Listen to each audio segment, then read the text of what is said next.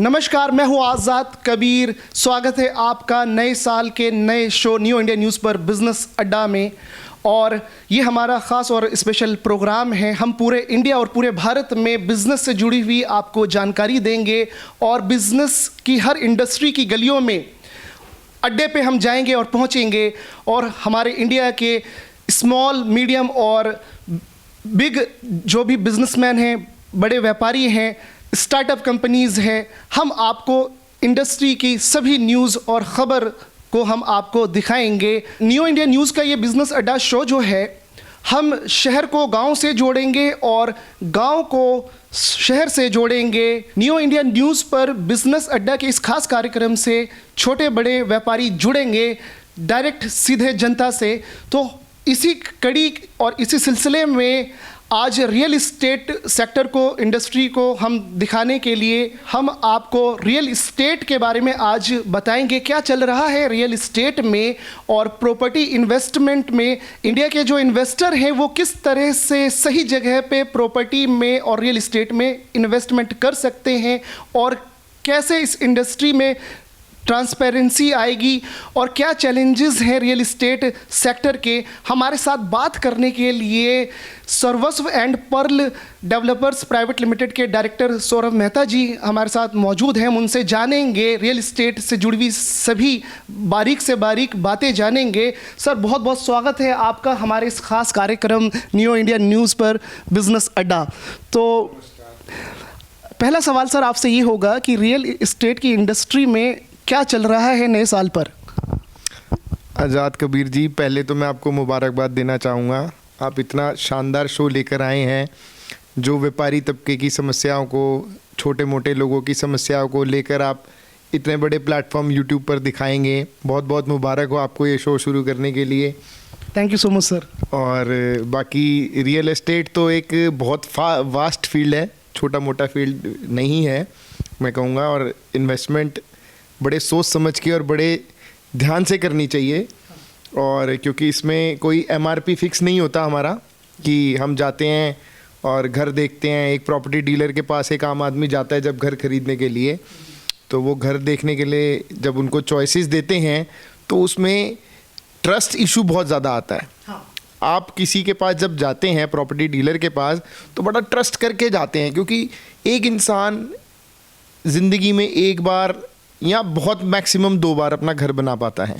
और दिल्ली जैसे शहर में तो एक बार बन जाए तो वही बहुत बड़ी बात है। बहुत बड़ी बात है, बिल्कुल आपने सही। इस महंगाई के दौर में अपने परिवार का पालन पोषण करते हुए, इतनी बीमारियों से लड़ते हुए, रोज़ कोई ना कोई नई बीमारी, नए कोरोना वेरिएंट के बारे में हम लोग सुन रहे हैं आजकल। अभी तो दिल्ली में नया वेरिएंट और येलो अलर्ट चल रहा है और काफ़ी नए बिज़नेस को अब नए साल पे काफ़ी चैलेंजेस आ गए हैं, क्योंकि थोड़े से गवर्नमेंट ने, दिल्ली सरकार ने थोड़े से पाबंदियां थोड़ी लगा दी हैं। तो इन्हीं बातों के साथ सर, ट्रस्ट, जो प्रॉपर्टी इन्वेस्टमेंट में ट्रस्ट और ट्रांसपेरेंसी, कैसे आप इसको बताएंगे। सर देखिए, ट्रस्ट और ट्रांसपेरेंसी तो एक ऐसा इशू है, लोग एक बार जिस पे ट्रस्ट करते हैं तो बड़ी मुश्किल से वो ट्रस्ट को किसी और पे शिफ्ट करते हैं। मान लीजिए आज घर में प्रॉपर्टी लेने का जो काम होता है वो बड़े बुज़ुर्गों पे सौंपा जाता है, लेकिन अब ट्रेंड धीरे धीरे चेंज हो रहा है। आज की डेट में जो इंसान 20,000 25,000 की भी नौकरी करता है तो वो सोचता है मेरा 30-35 साल की उम्र तक एक घर बन जाए। तो जब घर के बुज़ुर्गों की जिम्मेवारी होती है घर खरीदना, तो उस टाइम तो बड़ा सिंपल सा फंडा चलता है कि जी ये हमारे प्रॉपर्टी डीलर हैं। जैसे फैमिली डॉक्टर होता है, ऐसे ही फैमिली प्रॉपर्टी डीलर भी होता है हर किसी घर का। हाँ। तो उसके पास जाते हैं तो वो साहब 2-4 मकान दिखाते हैं और रेट बताते हैं और वो फाइनल हो जाता है। अब ये नहीं मालूम खरीदने वाले को कि वो बेचने वाला और ख़रीदने वाले के बीच में जो मिडल मैन है वो क्या से क्या कर रहा है। और लेने के बाद उनको मालूम पड़ता है कि भाई ये घर तो ऐसा था और इस घर में ये प्रॉब्लम थी। और फिर लेने के बाद जब पैसा हाथ से चला जाता है तो फिर कुछ बचता नहीं। तो सर, जो मिडल मैन है रियल इस्टेट के इस इंडस्ट्री में, सेक्टर में, मिडल मैन में बहुत सारे लोग ऐसे भी हैं जो ट्रांसपेरेंट काम करते हैं, बहुत साफ़ सुथरा काम करते हैं, और बहुत सारा तबका ऐसा भी है जो चीट कर जाता है। जो बिल्डर होता है, जो कंस्ट्रक्टर होता है, उनका प्राइस रेट कुछ और होता है और मिडल मैन उसको प्राइस रेट को बहुत ज़्यादा बढ़ा चढ़ा देते हैं। तो और फिर दूसरी चीज़ क्या है कि कैसे ये पता लगेगा कि एक जो बिल्डर है जिसने प्रॉपर्टी बनाई है, चाहे वो 2 BHK हो या 3 BHK हो या 4 BHK हो या बड़े बड़े वो कोठी हो या मैशन हो, कुछ भी हो, तो ये जो ट्रस्ट वाली बात है, ट्रस्ट और ये मिडल मैन का जो कम्बिनेशन है, वो कैसे उसको आप देखते हैं? आप बहुत ही अच्छे सवाल पूछ रहे हैं। मुझे तो लग रहा है आप पत्रकार हैं या बिजनेसमैन हैं, मैं समझ नहीं पा रहा। देखिए, मैं ये नहीं कह रहा कि सारे प्रॉपर्टी डीलर ही ख़राब हैं और यहाँ सारे बिल्डर दूध के धुले हैं, मैं ये बिल्कुल नहीं कह रहा। मैं ये कह रहा हूँ कि हम थोड़ा सा प्रॉपर्टी को लेने के लिए ना एक ही लाइन पर चलते हैं कि हमने लेना है, आसपास के प्रॉपर्टीज़ देखी, आसपास के डीलर से देखा, पूछा और उसको फाइनल कर दिया जहाँ पे हमारा विश्वास होता है। लेकिन मेरे पर्सनल हिसाब से हम लोग जैसे अपने डायरेक्ट, हमारा जो प्लेटफॉर्म है हैप्पी होम्स का, हम जो हैप्पी होम्स ब्रांड नेम से काम करते हैं, हम सब कोशिश करते हैं डायरेक्ट कस्टमर को डील करने की। और विश्वास के लिए हम उनको बोलते हैं कि आप हमारी बात मत सुनिए, आप हमने जो बिल्डिंग बनाई है इसमें जो लोग ऑलरेडी रह रहे हैं या जो हमारे प्रीवियस प्रोजेक्ट ऑलरेडी हम कंप्लीट करके दे चुके हैं, उन प्रोजेक्ट का आप रिव्यू लीजिए, फिर हमारी एमिनिटीज़ मिलाइए, फिर हमारे आसपास में कहीं से आप हमारी गुडविल पूछिए, कहीं से आपको नेगेटिव फीडबैक आए तो हमको बताइए, हम उस नेगेटिव फीडबैक को क्लियर करने की कोशिश करते हैं। तो ये घर को लेकर, घर आजकल लेना कोई आसान काम नहीं है। बिल्कुल सही बात कहा सर कि आपने, घर लेना आसान काम नहीं है। लेकिन हम यहाँ पर अगर ये देखें कि जैसा कि आपने बताया कि आपका जो ब्रांड है, ब्रांड नेम है हैप्पी होम्स, तो जो सर सपनों का घर है, शुरुआत में आपने बोला कि घर लाइफ में इंसान है ना एक बार या 2 बार बना पाता है, तो ये सपनों का घर का जो सपना है हमारे भारत की जनता का, तो जितने भी बिल्डर और डेवलपर हैं वो किस तरह से उनको काम करना चाहिए कि जो ट्रस्ट है और ट्रांसपेरेंसी है वो बनी रहे, पहला सवाल। और दूसरा सवाल ये होगा आपसे कि एक गुडविल की बात, आपने ये बताया कि हमने जिसको भी ऑलरेडी सेल कर दिया है, अब आप उनसे रिव्यू ले सकते हैं, रिव्यू भी एक माध्यम है। लेकिन जब कंस्ट्रक्शन किसी प्रॉपर्टी और बिल्डिंग का होता है सर, किसी भी प्लॉट पे, तो वहाँ पे मटेरियल क्या लग रहा है,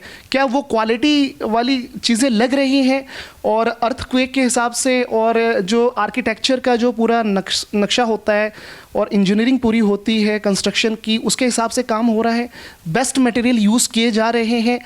अभी तक ये पहला हमारा शो है सर, और रियल इस्टेट में अभी तक जो मेरी नॉलेज में है कि कोई भी एक कहने की छाती ठोक करके और सीना चौड़ा करके, जैसे 56 इंच का मोदी जी कहते हैं, सीना चौड़ा करके आप ये कह सके as a builder, as a constructor, आप कि भाई आप हमारी रिकॉर्डिंग देख सकते हो, बिल्डिंग मटेरियल, हम बिल्डिंग में कंस्ट्रक्शन में हमने कौन कौन से बेस्ट मटेरियल लगाए हैं। तो क्या ऐसा कोई ट्रेंड शुरू हो सकता है सर, जो हमारे प्रॉपर्टी के इन्वेस्टर है ऑल ओवर इंडिया, वो उनको ये चीज़ पता लग जाए कि इसकी नींव ही मजबूत है? क्या कहना है इस पर? जी, मैं ये कहना चाहूँगा कि हैप्पी होम्स का सपना सबका घर हो अपना। अब ये मोटो, हम इस मोटो के अंडर काम करते हैं, मिनिमम प्रॉफिट मैक्सिमम अमेनिटीज़। और हम चाहते हैं कि हम छोटे से छोटे, जिनकी डिमांड 15 लाख 20 लाख तक के घरों से स्टार्ट होती है, हम कोशिश करते हैं उस कैटेगरी से घर देना स्टार्ट कर दें। और दूसरी बात रही आपकी कि क्या क्वालिटी यूज़ करते हैं। देखिए, घर लेने का डिसीजन कोई 1 दिन या 2 दिन में नहीं बनता। सबसे पहले आप एक साइट चूज़ करिए, आप देखिए कि साइट पे नया प्रोजेक्ट स्टार्ट हो रहा है। उस साइट पे कोई भी बिल्डर अपनी बुराई नहीं करेगा, कोई भी बिल्डर ये नहीं कहेगा कि मैंने इसमें अर्थक्वेक रेजिस्टेंट काम नहीं किया, या मैंने इसमें कोई हल्की ग्रेड का सीमेंट लगाया है, या मैंने इसमें इस तरह का अंडर ग्रेड मैंने इसमें सरिया यूज़ किया है।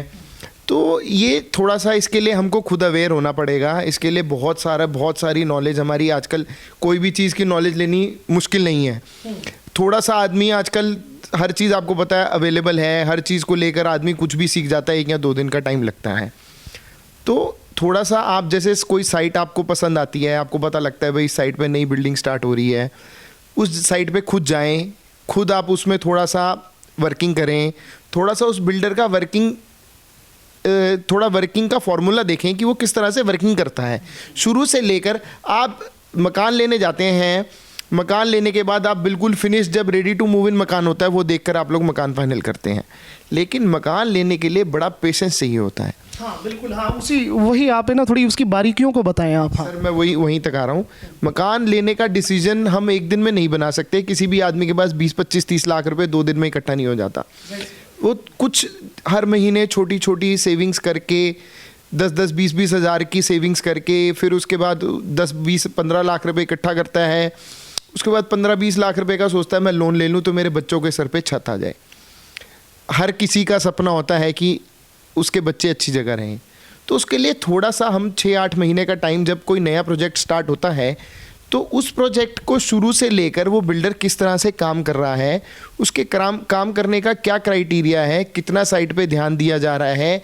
साइट पे कोई भी बिल्डर अगर थोड़ा सा भी उसके काम में ट्रांसपेरेंसी आप चाहेंगे, बिल्डर भी चाहेगा कि मैं अपना काम दुनिया को दिखाऊं, तो वो आपको कभी भी साइट पे आने जाने के लिए मना नहीं करेगा। हम हर अपने कस्टमर को बोलते हैं आप हमसे मकान लें या ना लें, हमारी साइट पे आइए। एट वन टाइम हमारी कम से कम 5 से 7 साइटें चल रही होती हैं। शुरू से लेकर लास्ट तक आप हमारा वर्किंग देखिए। हम कहेंगे हमने तो इसमें सोना डाला है, आप हमारी बात को मत सुनिए। आप आइए, साइट विजिट करिए, देखिए, हमारे बारे में पता करिए। हर इंसान का कहीं ना कहीं से फीडबैक आदमी को मिल जाता है। कोई चीज़ आजकल छुपने वाली है नहीं, सब चीज़ अवेलेबल है आजकल। तो हम तो खुद वेलकम करते हैं कि आप हमसे मकान लीजिए या मत लीजिए, हमारी साइट पे आइए, हमारा वर्किंग का तरीका देखिए। उससे आपको बहुत कुछ पता लगेगा। हम किस ग्रेड का उसमें TMT बार्स कैसे यूज़ करते हैं, हम आर्किटेक्ट हमारा साइट पे शुरू से लेके लास्ट तक कितना टाइम देता है, हम लोग कितना टाइम देते हैं, जो हमारा कॉन्ट्रैक्टर्स होते हैं उनका एक्सपीरियंस क्या है काम करने का, किस क्वालिटी का मटेरियल किस स्टेज पे लग रहा है, वो अगर थोड़ा सा हम ध्यान देंगे तो वो छुप नहीं सकती चीज़ें। सर इसी सवालों के सिलसिले में सबसे पहली बात जो निकल करके इम्पोर्टेंट आ रही है वो ये कि प्रॉपर्टी रेडी टू मूव और रेडी टू सेल, हमारी जो आम जनता है, जो चाहे वो मेट्रो सिटी में रहती हो या छोटे मोटे विलेज में रहती हो, तो पूरे इंडिया की हम बात कर रहे हैं। बिल्डिंग जो है, मकान जो है, प्रॉपर्टी जो जब तैयार हो जाता है बिकने के लिए, पूरी तरीके से वो वेल फर्निश्ड हो जाता है, तभी हमारी जो जनता है वो जा कर के उसको देखती है और ख़रीदती है। कि जब कोई भी साइट शुरू होती है तो वहाँ पर पहले जा कर के विज़िट करना चाहिए, तभी तो आपको पता लग पाएगा कि है ना वहाँ पे उसकी जड़ों में, उसकी बुनियाद में क्या किस क्वालिटी का वहाँ पे चीज़ें मटेरियल यूज़ हो रही है। तो क्या कहना है इस पर? Ready to move in flat हम ज़रूर देखते हैं कि हमें फटाफट फ्लैट मिले और उसमें हम फटाफट, क्योंकि हम लोग, मैं डायरेक्ट डील करता हूँ कस्टमर्स के साथ। कस्टमर्स की सिर्फ एक ही डिमांड होती है, जी जो रेडी टू मूव इन हो हमें वो दिखाओ आप, कि हम फटाफट उसको लें और उसको फाइनल करें और शिफ्ट हो जाएं। देखिए इसमें कुछ बात अच्छी भी है, कुछ बात अच्छी नहीं भी है। अब अगर अच्छी कोई आप बनते बनते में बुकिंग कराते हैं, आजकल दौर ऐसा चल रहा है बिल्डर्स का पता नहीं लगता ये बिल्डर ये साइट पूरी कर पाएगा या नहीं कर पाएगा, उसमें आप तरह की भी दिक्कतें आती हैं क्या? तो ये थोड़ा बताएं, ये क्या दिक्कतें किस तरह की? हाँ देखेंगे नोएडा में और इधर कुछ ऐसे बड़े बड़े प्रोजेक्ट्स होते हैं जो कई बारी बनते बनते में रुक जाते हैं। थोड़े से गवर्नमेंट इश्यूज, कंप्लाइंसेस वगैरह अधूरे रह जाते हैं। लोग सस्ता लेने के चक्कर में उनको बिल्कुल अभी बिल्डिंग स्टार्ट होते होते में बुक कर देते हैं कि हमको सस्ता मिल जाएगा, लेकिन वो सस्ता कई बारी बहुत महंगा पड़ता है। बुकिंग अमाउंट के नाम पे उनके नाम से लोन इशू हो जाता है, लोन इशू करके बिल्डर को मिल जाता है। अब वो लोन भी उधर स्टार्ट हो जाता है और उधर से प्रॉपर्टी भी नहीं मिलती, उधर पैसा फंस जाता है। अब रेडी टू मूव इन लेने के लिए हम रेडी टू मूव इन ले लें तो हमको ये मालूम नहीं रहेगा कि हम जो रेडी टू मूव इन मकान ले रहे हैं उसके अंदर मटेरियल क्या लगा है। तो ये बड़ा ट्रस्ट वर्दी और खुद इसमें आपको खुद मेहनत करनी पड़ेगी। आप ये सोचें कि ये डीलर के पास जाएँ, ये दूध का दूल्हा डीलर है और ये हमको बढ़िया चीज़ निकाल के दे देगा, तो मैं सोचूंगा कि आप 50-50 चांस है, आपकी लॉटरी खुल भी सकती है और नहीं भी खुल सकती। सौरभ भाई, हमारे जो दर्शक हैं, आप उनको 5 ऐसी बड़ी बातें जिसको मैं कहूँगा कि सीक्रेट की बातें आज आपको खोलनी चाहिए। हमारे जितने भी प्रॉपर्टी इन्वेस्टर हैं, अब दिल्ली की हम अभी बात कर रहे हैं, चाहे वो दिल्ली में इन्वेस्टमेंट करें या इंडिया के किसी भी स्टेट में या किसी भी शहर में या किसी भी गांव में वो इन्वेस्ट करते हैं, तो आपने पहले तो आपकी जर्नी पे भी हम बात करेंगे कि आपकी जर्नी कैसे आप रियल एस्टेट में आए, उस पर भी हम बात करेंगे। तो सबसे पहले आप ये बताइए सर कि 5 वो जो सीक्रेट बातें हैं रियल एस्टेट इंडस्ट्री की, जिसे प्रॉपर्टी इन्वेस्टर को जानना चाहिए, जो कि हिडन रखी जाती हैं, क्या कहना है इस पे? बड़ा हंस रहे आप। मुश्किल सवाल आपने किया। एक तो बिल्डर ये सोचता है, ये सर है ना ट्रांसपेरेंसी से जुड़ा हुआ है, और जितनी ज़्यादा ट्रांसपेरेंसी होगी तो ट्रस्ट जनता का, इन्वेस्टर का, प्रॉपर्टी इन्वेस्टर का उतना ही बिल्ड होगा। जी बिल्कुल, मैं आपके इस प्रश्न का बहुत स्वागत करता हूँ, पर ऐसा नहीं है कि कोई चीज़ छुपाने वाली नहीं है। इसमें छुपने लायक कोई बात नहीं होती। जो चीज़ होती है, गलत बात आज नहीं तो कल, नहीं तो 2 दिन बाद सामने आएगी। वो तो पता लग जाती है, लेकिन फिर भी एक फिंगर पे अगर आप 5 बातें जो गिनवाए कि ये चीज़ें हमें जब हम प्रॉपर्टी खरीद रहे होते हैं रियल एस्टेट लाइन में, कहीं पे भी किसी भी हम स्टेट में खरीदें, दिल्ली में हम खरीदें, या हम अभी आपकी बात करें, आपका जो जियोग्राफिकल एरिया है, आप नॉर्थ दिल्ली में आदर्श नगर और महेंद्रा पार्क में और मजलिस पार्क में, ये आप इधर देखते हैं, डील करते हैं, तो 5 जो बातें फिंगर पे अगर हम पूछना चाहे हमारे दर्शकों को, ये बात आज आपको बतानी पड़ेगी सर। देखिए आज़ाद भाई, मैं आपको एक बात बताऊं कि इसमें कोई इतना लंबा चौड़ा नहीं है कि हम लोग कोई 200 माले की बिल्डिंग बना रहे हैं या 100 माले की बिल्डिंग बना रहे हैं, तो कोई हमारा बहुत ज़्यादा, हम छोटे बिल्डर होगा ना, कोई बहुत ज़्यादा छुपाने वाली चीज़ सिर्फ ये होता है कि आर्किटेक्ट ने 20 mm का सरिया लिख के दिया, तो कुछ बिल्डर 16 mm वहाँ यूज़ करेंगे। कुछ नंबर एक बात, तो उससे मैं नहीं समझता कुछ बहुत ज़्यादा फ़र्क। आप एक बिल्डिंग अच्छी बना रहे हैं, उसमें अगर 2 लाख आप कम ग्रेड का सरिया लगा भी देंगे तो बचाने से कुछ फ़र्क पड़ेगा? कोई फ़र्क नहीं पड़ेगा। फ़र्क नहीं पड़ेगा। इससे बात करें कि जो वो आरसीसी का जो लेंटर डलता है और वॉल जो आप खड़ी करते हैं और जो फाउंडेशन होता है, अगर इनमें अगर हम बताऊं कि दूसरा फिर बात आ जाती है कि जो आप आरसीसी की बात कर रहे हैं उसमें ग्रेड चलती है। ग्रेड बोलते हैं, M10, M15, M20, M25, इस तरह की ग्रेड से आरसीसी का लेंटर जब हम डालते हैं तो उस टाइम ध्यान रखना पड़ता है। तो उसमें थोड़ा रेशो गड़बड़ हो जाता है, कोई सैंड ज़्यादा डलवाते हैं, और जबकि सैंड का और जो हमारी एग्रीगेट होती है, रोड़ी बोलते हैं जिसको, उसका रेशो और बड़ा उसमें उसको ऐसा रखा जाता है कि वो पत्थर बन जाए। तो हमारा मजबूती M25 ग्रेड सबसे बेस्ट होता है। इसमें कटिंग की जा सकती है, कटिंग की जाती है। मैं नहीं समझता कि कोई ऐसे बहुत कम बिल्डर होंगे जिनको ये ग्रेड वगैरह की नॉलेज होगी। हमें भी कोई ऐसा नॉलेज तो नहीं, हम भी सीखते और कंस्ट्रक्शन के इंजीनियर से। तो उसमें बेस्ट ग्रेड कौन सा होता है सर? M25 मैंने बताया, M25 बेस्ट 25 बेस्ट ग्रेड होता है उसमें। तो क्या happy homes Delhi M25 use करता है? बिल्कुल यूज़ करता है, और कैमरे के आगे तो कोई रिकॉर्ड कभी नहीं। लेकिन हम यही कोशिश करते हैं। बाकी जो जहाँ पे हमको दीवार का है, जैसे उसमें 9 इंची दीवार और 4 इंची दीवार का ये फ़र्क रहता है, तो उसमें हम लोग नीचे पार्किंग में 9 इंची दीवार करते हैं, ऊपर सारी दीवारें 4 इंची की होती हैं। अब इसमें दूसरा सीक्रेट क्या होता है, जब ईंट की क्वालिटी, जो ब्रिक्स की क्वालिटी होती है, उसको थोड़ा सा हल्का कर देते हैं। मैं नहीं समझता उससे भी कोई बहुत ज़्यादा फ़र्क पड़ जाता है। देखिए, ये सौरभ भाई हैं, सारी सीक्रेट आपको बता रहे हैं और आपको ध्यान रखना है इन सीक्रेट्स को, तो हम कंटिन्यू करेंगे। जी सर। और फिर उसके बाद बिल्डिंग, अब आपका स्ट्रक्चर जब खड़ा हो गया, उसके बाद बारी आ जाती है मार्बल की।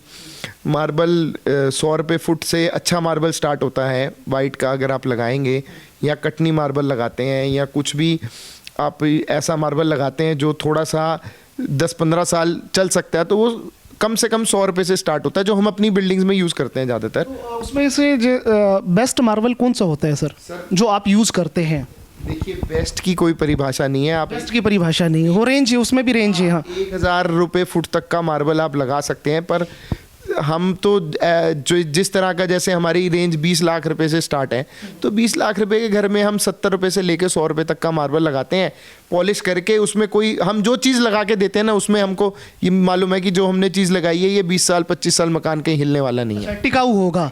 तो मतलब ये है कि जिस हिसाब से बजट बनता है हमारे इन्वेस्टर का, प्रॉपर्टी इन्वेस्टर का, अगर 20 लाख का बजट है, 30 लाख का, 40 लाख का, फिर 60 लाख, फिर इस तरह से 80 लाख का बजट होता है, तो फिर उस हिसाब से जो मटेरियल्स होते हैं उनकी क्वालिटी भी क्या बढ़ती है क्या सर? बढ़ती है, बिल्कुल बढ़ती है।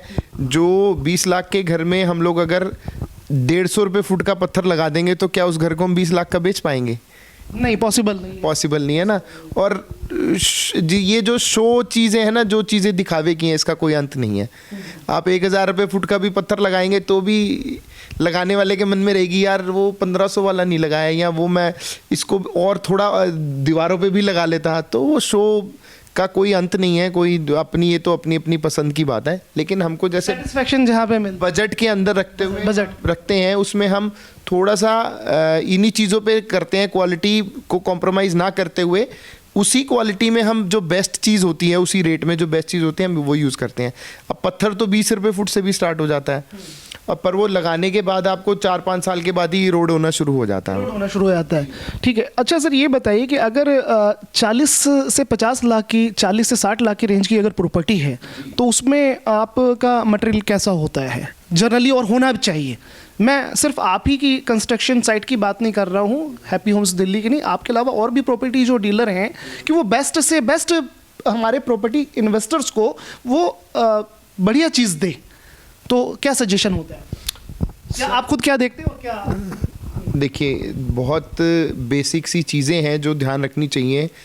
एक तो बाथरूम में जो आप फिटिंग्स वगैरह यूज़ करते हैं, उस फिटिंग्स के अंदर हमको बहुत जल्दी शिकायत आ जाती है लीकेज की, सीलन की। तो उसमें अगर थोड़ा सा बिल्डर कॉन्ट्रैक्टर को प्लम्बिंग का कॉन्ट्रैक्ट देते वक्त थोड़ा सा, अब मान लीजिए एक कॉन्ट्रैक्टर अगर एक बिल्डिंग का 5 लाख मांग रहा है और दूसरा कॉन्ट्रैक्टर उसी बिल्डिंग का 3 लाख मांग रहा है, तो वो क्यों मांग रहा है? तो क्वालिटी से कंप्रोमाइज़ हो जाएगा ना? कॉम्प्रोमाइज़ नहीं, एक्सपीरियंस होता है एक। अगर मेरा एक्सपीरियंस 25 साल का है एक फील्ड में, तो मुझे उसका पैसा चाहिए, जाहिर सी बात है। अब हम लोग क्या करते हैं, हम लोग 5 लाख वाले को ना दे के 3 लाख वाले को कॉन्ट्रैक्ट देते हैं, और वो 2 लाख रुपए पूरी ज़िंदगी जो रहने वाले हैं उनको हर साल 2 लाख रुपए देना पड़ता है। 2 लाख रुपए जो बचाना वो दुखदाई बन जाता है। दुखदाई बन जाता है। हमेशा कॉन्ट्रैक्टर्स जो भी हम जोड़ते हैं अपने साथ, या जिनसे हमारे तो कॉन्ट्रैक्टर चेंज ही नहीं हुए, खैर आज 20 साल से हमारे सेम कॉन्ट्रैक्टर हैं। इसलिए हम जब घर बेचते हैं ना, तो हम पार्टी को बोलते हैं आप रहिए 2-4-6 महीने, कोई प्रॉब्लम आए तो हमको बताइए।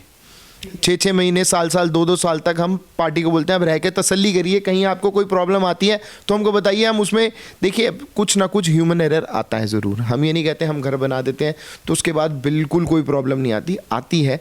लेकिन एक फ़र्क होता है, आप किसी बिल्डर से मकान लेते हैं, उसके बाद वो आपका फ़ोन ही नहीं उठाता, और एक बिल्डर का ऑफिस दिन में 12 घंटे खुलता है, उसका स्टाफ वहाँ पे मौजूद है, तो आप जाके ऑफिस में बात कर सकते हैं, उससे मिल सकते हैं, अपनी प्रॉब्लम बता सकते हैं। और मैं समझता हूँ कि जिस आदमी ने लोगों की प्रॉब्लम सुनी है वो पीछे नहीं मुड़ता, वो उससे आगे ही जाता है। सही सी बात है, बिल्कुल आप सही कह रहे हैं सर कि ये सारी चीज़ें सेल करने के बाद, प्रॉपर्टी जब सेल कर देता है कोई भी बिल्डर या कंस्ट्रक्टर या डीलर, तो जो मेंटेनेंस के इश्यूज़ हैं, तो मेंटेनेंस के इश्यूज आते हैं। और दूसरा सबसे जो बड़ी दिक्कत आती है, प्रॉपर्टी या कोई भी मकान हमारे इन्वेस्टर रियल एस्टेट में जो इन्वेस्ट करते हैं, ख़रीदने के बाद या सपनों का घर अपना बनाते हैं, एक बार डीलर या बिल्डर उसको सेल कर देता है, और जयराम जी की अब तुम्हें कोई भी दिक्कत नहीं आए। तो बहुत सारे लोग ऐसे भी हैं कि जो जेन्युइन डील करते हैं और इन्वेस्टर को बेचने के बाद भी है ना सर्विस देते मेंटेनेंस की, और बहुत सारे लोग हैं ना जयराम जी की बोल करके चले जाते हैं। लेकिन यहाँ पे सबसे पहले हम ये जानना चाहेंगे कि बिल्डिंग में जो मेंटेनेंस का इशू है उसको कैसे आप लोग देखते हैं, और कैसे दूसरे बिल्डर को ध्यान रखना चाहिए क्वालिटी से कंप्रोमाइज़ ना हो, और जो लीकेज की जो समस्या है वो क्यों आती है और क्यों नहीं आएगी जब हम वो काम कर देंगे। 2 सवाल हैं सर मेरे, बताइए। सर देखिए, सबसे पहले तो जब आप मकान खरीदते हैं ना, तो देखिए कि बिल्डर का कोई प्रॉपर ऑफिस है या नहीं है। आजकल बिल्डिंग बनाने में बहुत तरह से काम होता है, कोलैबोरेशन पकड़ ली कहीं से, और कहीं पे ऐसा बिल्डर चलते फिरते चलो जी मकान लेकर छोटी इन्वेस्टमेंट में कोई मकान लेके और बना दिया, उसके बाद पैसे लेकर और उसके बाद मिलना नहीं। हम प्रॉपर उसको बिल्कुल प्रोफेशनल तरीके से काम करते हैं, ऑफिस मेंटेन करते हैं, ऑफिस में जाते हैं, पूरा दिन में 2-4 घंटे बैठने की कोशिश भी करते हैं, नहीं तो हमारा स्टाफ अवेलेबल होता है आपकी शिकायत सुनने के लिए। जो भी हमारी लीकेज से रिलेटेड प्रॉब्लम आएगी, आपको कोई बिजली की जैसे स्विचेस होते हैं, प्लग्स होते हैं, उनसे रिलेटेड कोई प्रॉब्लम आती है, कितने ऐसे प्लम्बिंग के आप ये देखेंगे कि टैप्स होते हैं, डाइवर्टर फिटिंग्स होती हैं और सिस्टम फिटिंग्स होती हैं, उनमें प्रॉब्लम एक बार आप जब उनको यूज़ करने लगते हैं तो एक बार उनमें प्रॉब्लम आती है। उसके बाद उसको जब हम एक बार उसको हमको मालूम पड़ जाता है, जब यूज़ होने के बाद इसमें कहाँ से, उसको एक बार हम दोबारा से रीमेंटेन करवाते हैं। 15 दिन बाद, 20 दिन बाद कुछ ना कुछ हमको मालूम पड़ता है कि भाई इसमें कोई मैन्युफैक्चरिंग डिफेक्ट तो नहीं था, इस वजह से तो नहीं इसमें कोई प्रॉब्लम आई। कोई ना कोई एक प्रॉब्लम घर में शिफ्ट होने के बाद ज़रूर आती है, छोटी मोटी प्रॉब्लम आती रहेगी। लेकिन हम ना एक ये बात समझना चाहेंगे आपसे सर कि 2 तरह की कैटेगरी है प्रॉब्लम्स की और मेंटेनेंस की। एक तो अगर आपने क्वालिटी वाली लेंटर डाली है, दीवारें आपने खड़ी करी है, फाउंडेशन मजबूत है, तो आपकी ये बेसिक जो स्ट्रॉन्ग चीज़ें ये तो मजबूत है, चारों तरफ से दीवारें मजबूत हैं, छत मजबूत है, फाउंडेशन मजबूत है।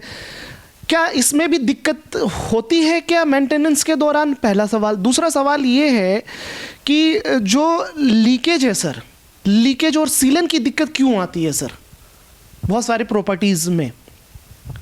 क्या कहना है इस पर? सर देखिए, लीकेज और सीलन की दिक्कत आपको तभी आएगी जब आप छोटा छोटा मेंटेनेंस का वर्क होता है जो साल 2 साल 4 साल के बाद हमको जनरली खुद से भी कराना चाहिए। अच्छा, खुद से भी कराना चाहिए।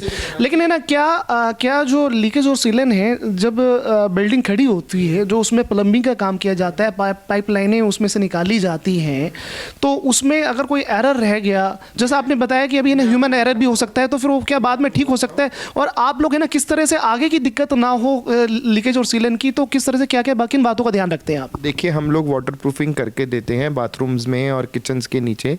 अगर हमारी डिफेक्ट से कोई सीलन आनी होगी वो 2-4-6 महीने के अंदर नज़र आने लग जाती है, लेकिन एक सीलन आती है जो 2 साल 4 साल 5 साल के बाद आती है। वो सीलन के लिए हमारा, देखिए एक और बात है कबीर भाई, मैं आपको एक बात बताऊं कि जो हम लोग काम करते हैं उसमें हम अपने लोकल वेंडर्स और लोकल कॉन्ट्रैक्टर्स को जोड़ के रखते हैं साथ में। ठीक है। अगर मैंने इधर से, लोग क्या करते हैं बिल्डर्स, अरे माल कहाँ से आ रहा है, मेरा माल तो जी उधर होलसेल मार्केट से आता है। तो भाई साहब, अगर होलसेल मार्केट में किसी का एक टैप खराब निकला तो क्या वो सर्विस लेने के लिए उस होलसेल मार्केट में जाएगा दोबारा? पॉसिबल है? पॉसिबल नहीं है। यही आपका लोकल वेंडर होगा और उसको मालूम रहेगा कि आप लोग अच्छी तरह से काम कर रहे हैं, तो वही लोकल वेंडर आपको होलसेल प्राइस पर माल देगा, प्लस जैसी क्वालिटी आप मांगेंगे वैसी देगा। दूसरा सबसे बड़ा बेनिफिट इसका रहता है, जो कंज्यूमर, एक्चुअल कंज्यूमर है, हमारे पास कॉल आया, सर ये टैप में प्रॉब्लम है, कोई बात नहीं, आपके जहाँ आप रहते हैं वहाँ से 2 कदम की दूरी पे दुकान है जहाँ से सारा माल गया, आप जाइए। अगर वो आपकी कंप्लेंट नहीं सुनते तो उसको 2 दिन के अंदर अंदर हम करा के देंगे। लेकिन ऐसा कभी होता नहीं, वो लोकल वेंडर को ये भी पता होता है कि ये मेरा पड़ोसी है, यहाँ मेरा माल जा रहा है, अगर मैं इनकी सुनवाई नहीं करूँगा तो 10 घरों में ये बात और जाएगी कि ये माल हमने उनकी दुकान से लिया था और देखिए इसमें प्रॉब्लम आ रही है। तो लोकल वेंडर को वहाँ पे भी ये स्टेप लेना पड़ता है कि उसके माल में प्रॉब्लम ना आए। वो हमको खुद ही हल्की क्वालिटी का माल नहीं देगा, और जब हमको हल्की क्वालिटी का माल अगर दे भी देगा तो कस्टमर को खुद फेस करना पड़ेगा उसको। तो आपके हिसाब से ये तो एक बहुत अच्छी बात आपने बता दी कि ये बिज़नेस को और बढ़ाने के लिए, जैसे आप बिल्डिंग रियल एस्टेट से आप जुड़े हुए हैं, तो अगर आप कोई भी अपना मटेरियल या कोई भी चीज़ जो ख़रीद है, जो आपके प्रॉपर्टी में या बिल्डिंग में मकान बनाने में जो चीज़ें मटेरियल यूज़ होती है, अगर वो लोकल वेंडर है तो एक तो बिज़नेस उसका लोकल का भी, लोकल फॉर वोकल, वो भी शुरू हो गया, उसका भी बिज़नेस चलेगा। और दूसरी जो सबसे बड़ी बात आपने बताई कि लोकल जो वेंडर है वो आपको प्रोडक्ट या सर्विस गलत नहीं देगा। हाँ। और गलत प्रोडक्ट भी नहीं दे सकता, और कहीं ना कहीं जब हम मकान बेचते हैं और उस लोकल वेंडर से और आपस में भी उनकी कोई ना कोई जान पहचान निकल आती है कि अच्छा किन की दुकान से लिया है, उनकी दुकान से लिया रहे, उनको तो मैं बड़ी अच्छी तरह जानता हूँ। वो आपस में मिलके भी उनकी बात हो जाती है कि कोई माल हल्का नहीं लगा हुआ, किसी भी तरह से कोई कमी आती है तो वो उसको 1-2 दिन के अंदर अंदर वो कमी दूर हो जाती है, रिव्यू भी वहाँ से निकल जाएंगे और इस तरह से ना एक जो बिजनेस इकोसिस्टम है वो भी अच्छा बना। हाँ बिल्कुल। हमेशा हमें अब हमारे जो बिज़नेस हमने सीखा है जहाँ से भी, वो यही बोलते हैं हमेशा अपना इकोसिस्टम बिल्ड करो आप। ऐसा नहीं हो कि एक ही आदमी ग्रो कर रहा है, आपके आसपास के जितने हमारे साथ जुड़े हुए जितने लोग हैं वो सारे ग्रो करने चाहिए, तभी आपका काम लॉन्ग रन चल पाएगा। जाहिर सी बात है, बिल्कुल बात है। तो अभी जब आप अगर काम कर रहे हैं और एरिया तो डेवलप कर रहे हैं हम महिंद्रा पार्क और प्रॉफिट दे के आ रहे हैं हम चांदनी चौक में, तो ये तो नई बात अच्छी है ना। जब आप महिंद्रा पार्क के लिए काम कर रहे हैं, एक जगह से आप प्रॉफिट निकाल रहे हैं, तो जाहिर है वहाँ के लोगों को फ़ायदा देना चाहिए आपको। इसका मतलब ये है कि आप मोदी जी का जो नारा दिया हुआ है लोकल फॉर वोकल, आप उसका ध्यान रखते हैं। मोदी जी हमारे देश के प्रधानमंत्री जी हैं, उनका तो ध्यान ना रखने वाला तो ऐसा कुछ होना नहीं, सवाल ही नहीं उठता। बिल्कुल, वो जैसा बोलते हैं, वो थाली बजाने को बोलते हैं, ताली बजाने को बोलते हैं। पूरा हिंदुस्तान एक आवाज़ में ना खड़ा रहता है क्योंकि हम लोगों का ध्यान वही रखते हैं। तो मैं यही समझ, देश के प्रधानमंत्री हैं, ध्यान रखना भी चाहिए। बिल्कुल बिल्कुल। तो मैं यही समझता हूँ कि हमेशा अपने लोकल वेंडर्स को प्रमोट करना चाहिए, उनको साथ इस तरह से आप डील करें, उनके साथ इस तरह से जुड़ के रहें, वो आपके बारे में सबको बताएं, अच्छा हो तब भी, बुरा हो तब भी, और हम उनके बारे में भी बताएं। और सबसे बड़ा जो हमारा कंक्लूजन यही रहता है कि जो कस्टमर है, जो एंड यूज़र है, उसको प्रॉब्लम ना आए। अब उसको प्रॉब्लम तो तभी नहीं आएगी जब उसको 2, 4, 5, 10 मीटर के कदम की दूरी में सब शॉप्स होंगी और वो अपना आराम से सारी कंप्लेंट्स अटेंड हो जाएंगी। क्योंकि प्रॉब्लम तो आप कोई भी चीज़ यूज़ करेंगे उसमें कभी ना कभी तो आएगी। सर आगे अगले सवाल पे हम बढ़ेंगे, पहले अपने सफ़र के बारे में बताएं कि किस तरह से एक यूथ होने के नाते, युवा होने के नाते आपको रियल इस्टेट ही आपने क्यों चुना और किस तरह से आपने अपनी जर्नी को शुरुआत की, ये थोड़ा आप हमारे दर्शकों को बताएं। देखिए, जर्नी तो बहुत लंबी है। मैंने 17 साल की उम्र से बिज़नेस स्टार्ट कर दिया था। अब उसमें मैंने 2800 रुपये की जॉब भी करी है, उसके बाद मैंने 5000 की जॉब भी करी है। लगभग 10-12 साल मैंने जॉब कर के एक्सपीरियंस लेता रहा, सीखता रहा। बहुत सारे ऐसे हैं लोग जिनके साथ मैं, जिनका हाथ पकड़ के काफ़ी काम मैंने स्टार्ट किया और उन्होंने मुझे बहुत कुछ सिखाया भी, गुरु बोलते हैं जिनको हम। तो फिर उसके बाद धीरे धीरे जैसे रियल इस्टेट में आने का मन कब और कैसे बनाया, और ये जो 10-12 साल आप बता रहे कि आपने अलग अलग जगह पे जॉब भी करी, जॉब भी आपने अलग जगह पे करी, तो उसके बाद रियल इस्टेट में आपका मन कब और कैसे बना कि रियल इस्टेट ही लाइफ में हम करियर के ऑप्शन में चुन सकते हैं?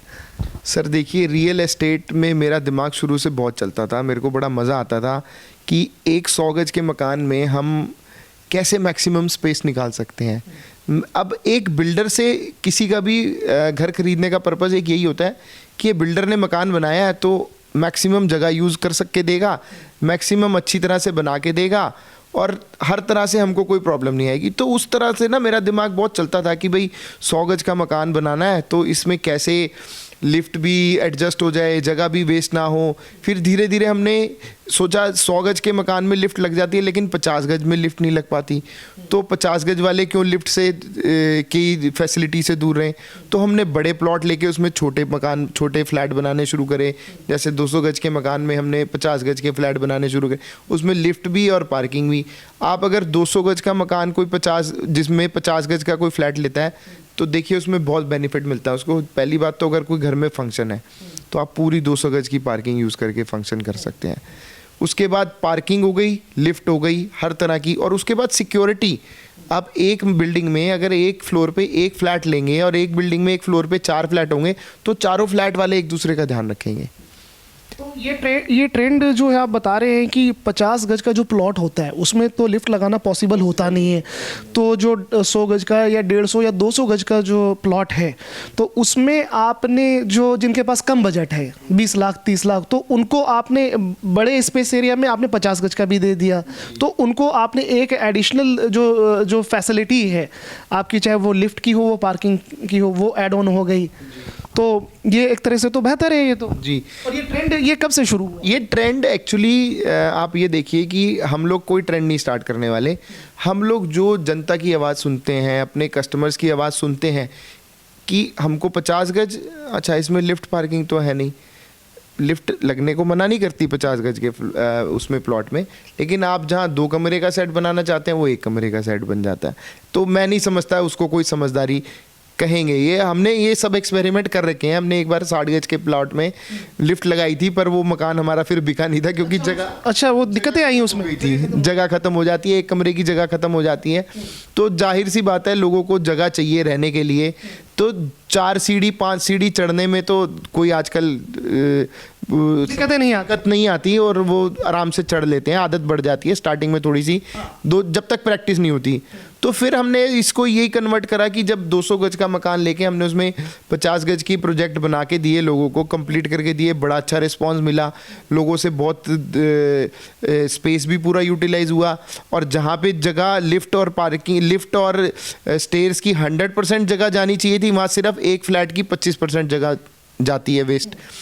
तो इस तरह से फिर जब जैसी हमको मार्केट से आवाज़ आती है उस तरह से हमको जैसा रिक्वायरमेंट होता है, जैसे हमारे जो क्लाइंट होते हैं प्रॉपर्टी में इन्वेस्टमेंट करते हैं, ख़रीदार होते हैं, बायर होते हैं, उनके रिक्वायरमेंट के हिसाब से आप काम करते हैं।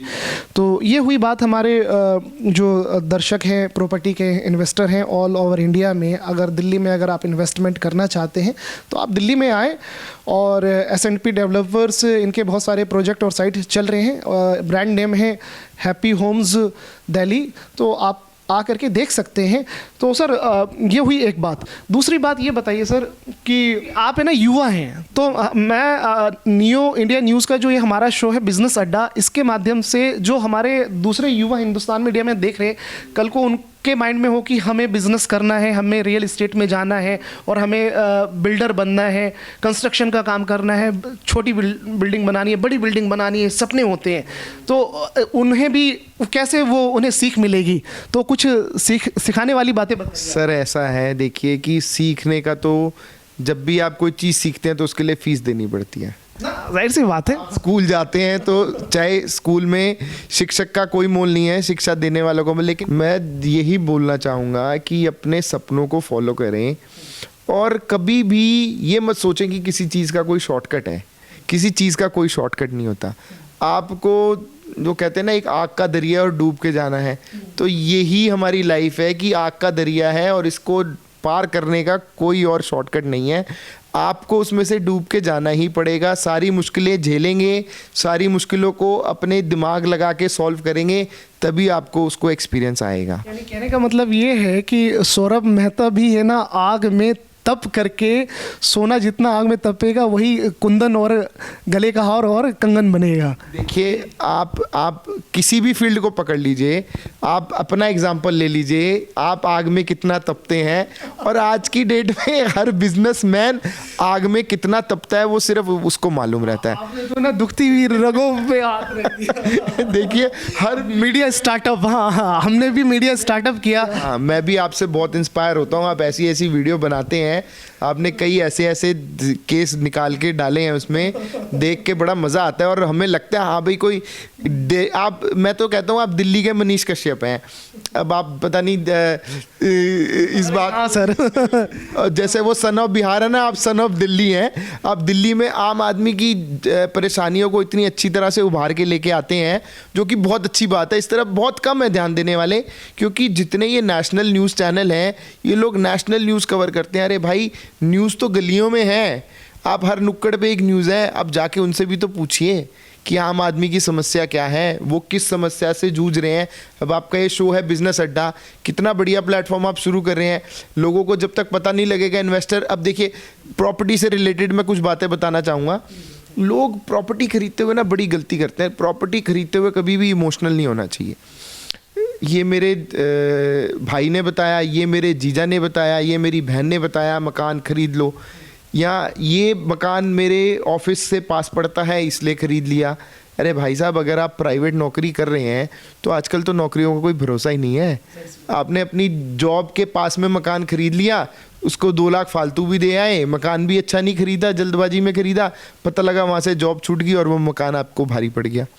या किसी दीदी के कहने पे ले लिया, जीजा जी के कहने पे ले लिया, दोस्त के कहने पे ले लिया, और वहाँ पे आप हमेशा धोखा खाएंगे।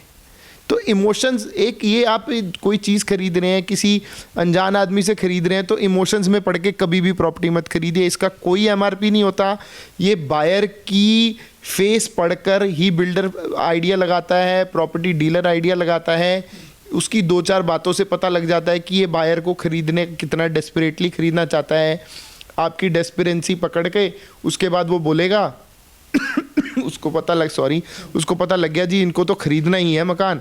अच्छा, आप आ रहे हैं, नहीं तो वो बिकने वाला है मकान। वो ऐसा आपके ऊपर ऐसा प्रेशर बना देते हैं, माइंड वॉश कर देते हैं। आप एक इंक्वायरी करो किसी नोएडा की सोसाइटी की, मजाल है आपके फ़ोन पे 50 फ़ोन ना आने लग जाए। जाहिर सी बात है, बिल्कुल सही। वो ऐसा प्रेशर बना देते हैं, ऐसा मैं समझता हूँ बहुत गलत, इसको बहुत गलत प्रैक्टिस है। कभी भी किसी को प्रेशराइज नहीं करना चाहिए प्रॉपर्टी लेने के लिए। आदमी बड़ा तिल करके और पैसा जोड़ता है और उसको मुश्किल से कैपिटल जो अमाउंट होता है बहुत मुश्किल से, कोई पूरी लाइफ की जमा पूंजी इकट्ठा करने में। पूंजी है, गाड़ी लेने में गलती हो जाए कोई बात नहीं, कपड़े लेने में गलती हो जाए, घर में कोई चीज़ फर्नीचर लेने में गलती हो जाए, कोई ऐसा 2, 4, 5, 10, 20 हज़ार रुपए की चीज़ लेने में गलती हो जाए, आदमी उसको सुधार सकता है क्योंकि छोटे बजट का है। हाँ, सस्ती गलती है। लेकिन प्रॉपर्टी खरीदना एक बहुत ही मैच्योर डिसीजन है, बहुत ही मतलब टाइम कंज्यूमिंग। मैं तो कहूँगा इसको, जॉब को, इसको कभी भी लेते हुए जल्दबाजी ना करें। बड़े आराम से, ध्यान से पहले जगह पसंद करें कहाँ पे लेना है, फिर उस जगह पे रेडी टू मूव इन लेना चाहते हैं। और अगर 2, 4, 5 साल बाद पुराना मकान देख रहे हैं तो आप ये बात ध्यान रखें, कोई भी आदमी अच्छी चीज़ को पुराना नहीं बेचता। कोई ना कोई उस प्रॉपर्टी में उसको प्रॉब्लम आ रही होगी, तभी वो कोई पुराना फ्लैट या पुराना फ्लोर बेचता है। या तो कोई सीलन की प्रॉब्लम होगी, या कोई अड़ोसी पड़ोसी ऐसे होंगे जो गाड़ी नहीं लगाने देता होगा, या कोई कुछ ना कुछ ऊपर नीचे में कुछ ऐसी ज़रूर मेजर प्रॉब्लम होगी कि वो पुराना मकान अपना बेचेगा। वो सस्ता ज़रूर मिल जाएगा लेकिन उसमें बहुत सारी दिक्कतें होंगी, तभी बेचता है। मेरी अच्छी चीज़ होगी तो मैं कभी भी नहीं पुरानी बेचूंगा। मेरी एक गाड़ी खड़ी है, अब उसमें कोई प्रॉब्लम नहीं आ रही तो मैं उसको क्यों बेचूंगा? कॉमन सेंस की बात है।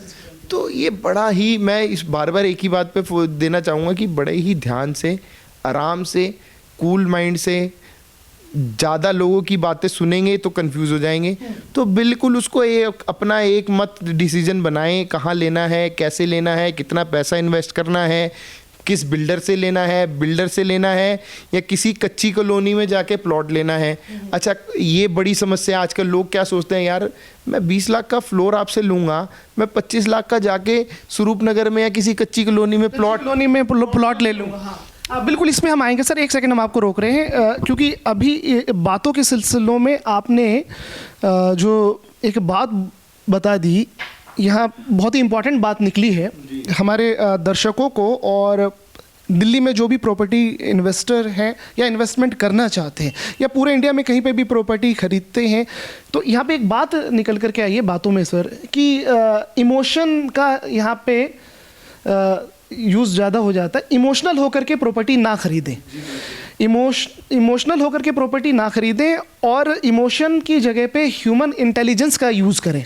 अपने जो दिमाग है, हमारी जो समझ है, जो हम सारे रिव्यू कर लें, मैक्सिमम रिव्यू कर लें। तो इस पे एक बात, और दूसरी बात, अभी आप बात को कंटिन्यू आप करेंगे हम कि कम बजट में वो कच्ची कॉलोनियों में जा कर के फंस जाते हैं। तो इस पे 2 बातें आप दोबारा उसको आप बताएं शॉर्ट में। सर देखिए, इमोशंस का मतलब हम बोलते हैं ना, अरे दिल से सोचा दिमाग से। तो दिल से सोचा हुआ डिसीजन जो होता है ना, उसमें कोई ना कोई इमोशन जुड़ा होता है। या तो आप लेंगे मकान की, ये मेरे ऑफिस के पास पड़ता है, ये मेरे दोस्त रहता है साथ में, भाई साहब कोई ज़िंदगी भर की दोस्ती नहीं निभती, कहीं भी निभती है, बहुत अच्छे अच्छे दोस्त होते हैं। मैक्सिमम निभती है, बहुत मैक्सिमम नहीं निभती है। ये भी कहते हैं कि रिश्तों में जितनी दूरी हो उतनी अच्छी रहती है।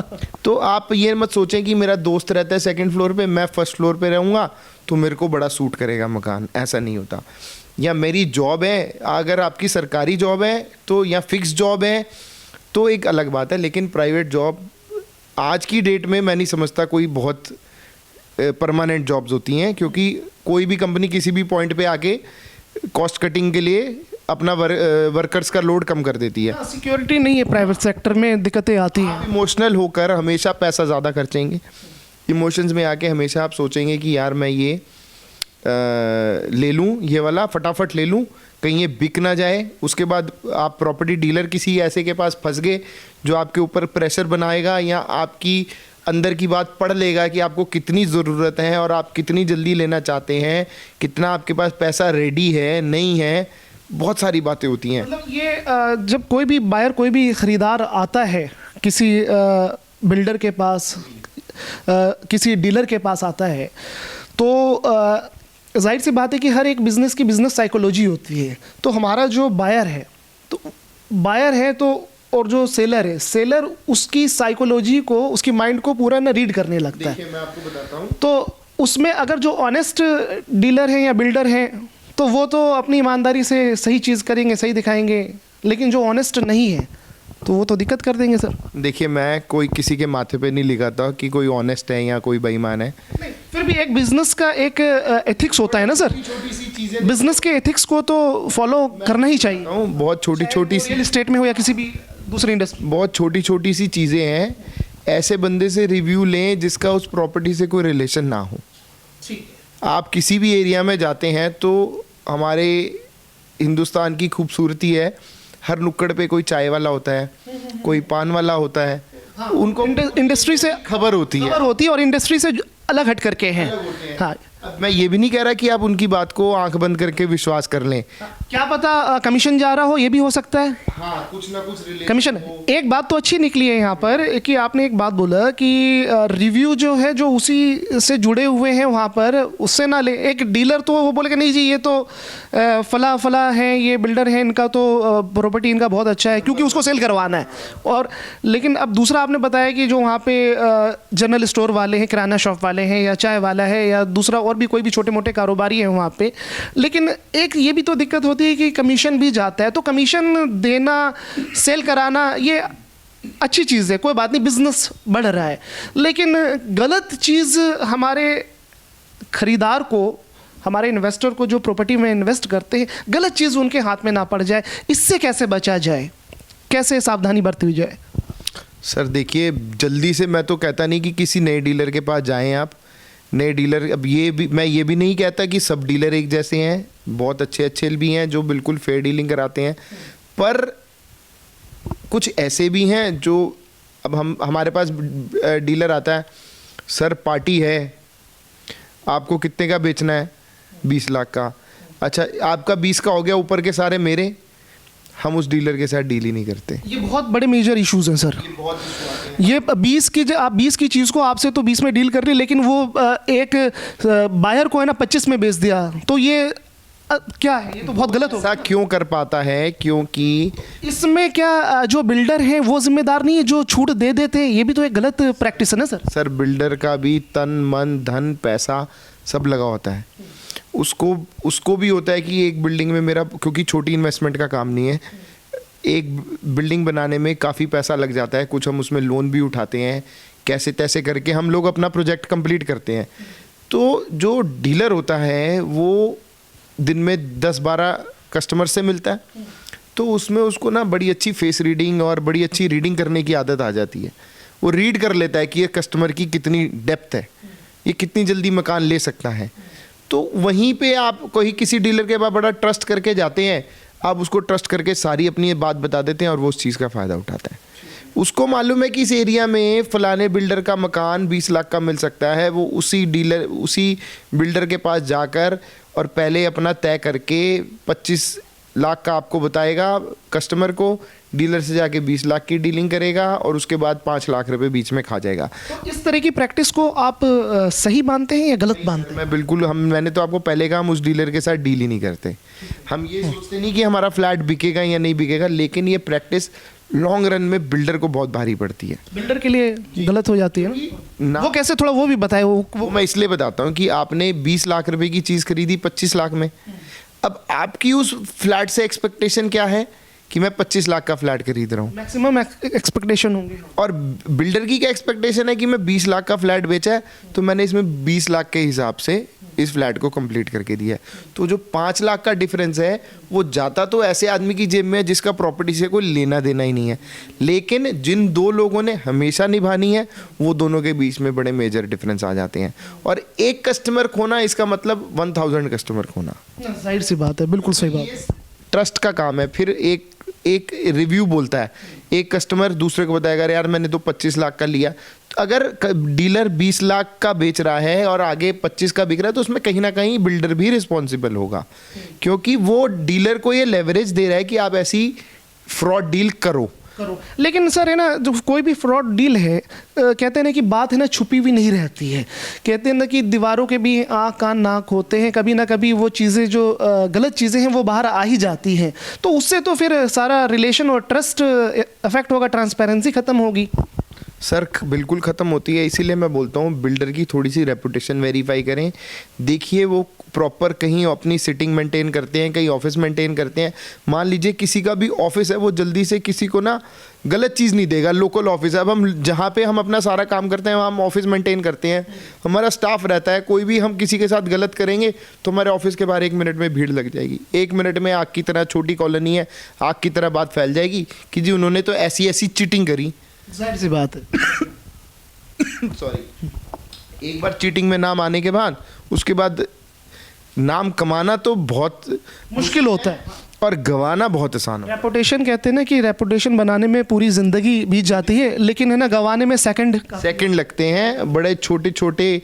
और आजकल हमारा सोशल मीडिया और अब हाँ, सोशल मीडिया पे ही आते हैं। इंफॉर्मेशन टेक्नोलॉजी का दौर है, तो अब जो जितने भी प्लेटफॉर्म हैं, यूट्यूब, फेसबुक, इंस्टा, ट्विटर, तो अब क्या एक नई प्रैक्टिस, अब नया ट्रेंड हम मार्केट में देख रहे हैं कि जो बेस्ट, जो आप बिल्डर हैं, आप कंस्ट्रक्शन आप अपने साइट पे करा रहे हैं, तो एक तो 2 तरीके से हम देख रहे हैं। एक ट्रेंड नया रियल एस्टेट में आ रहा है कि उसकी जब कंस्ट्रक्शन होती है साइट की, तो लोग है ना उसकी पूरी वीडियोग्राफी करवाते हैं, उसको पूरा रिकॉर्ड करवाते हैं और बाकायदा उसको दिखाते हैं कि हमने क्या क्या, कितने कितने मटेरियल, कितनी क्वालिटी का क्या क्या हमने मटेरियल लगाया। एक चीज़ ये। दूसरी कि जब बन जाता है, वो बनने के बाद वेल फर्निश हो जाता है, तब उसकी भी अंदर इंटीरियर और एक्सटीरियर को दिखाते हैं सोशल मीडिया के प्लेटफॉर्म से, और दिखा करके उसको फिर वहाँ से एक डिसीजन एक बायर ले सकता है कि हमने, एक तो जब ये बन रहा था, ये प्रॉपर्टी, ये कोई भी साइट ये बन रही थी, प्रोजेक्ट बन रहा था, तो हमने उस टाइम भी देखा है और बनने के बाद भी हमने देखा है। तो एक माइंड मेकअप हो जाता है ख़रीदने के लिए हमारे इन्वेस्टर और बायर का। तो ये कितना अच्छा है, आप इसको कितना, कहाँ तक, किस तरह से ये एक रिवोल्यूशनरी है, क्योंकि ये डिजिटल प्लेटफॉर्म, सोशल मीडिया और IT ने, इंटरनेट ने ये सारी फैसिलिटीज़ पैदा कर दी हैं।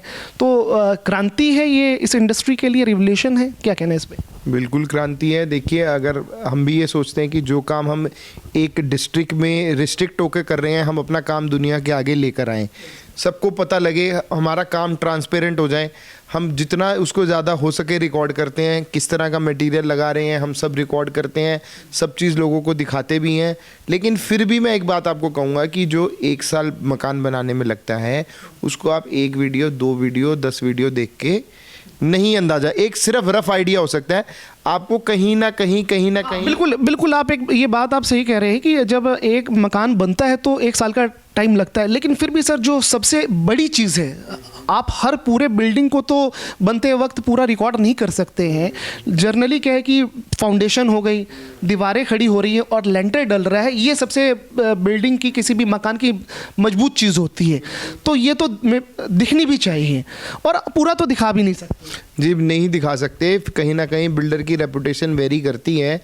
अब पीछे अब देखें कि एक बहुत बड़े बिल्डर हैं, अब मैं किस किस का नाम लूँ, वो बिल्डिंग बना के पोजेशन दे देते हैं और वो उसके बाद वो दीवार में ऐसे घुसा मारते हैं तो दीवारें निकल आती हैं। अच्छा जी, ऐसा भी काम हो रहा है हाँ? ऐसा भी होता है कुछ ये गलत प्रैक्टिस है, पर अब हम क्या बोल सकते हैं जी, सबका बिजनेस करने का अपना अपना तरीका है।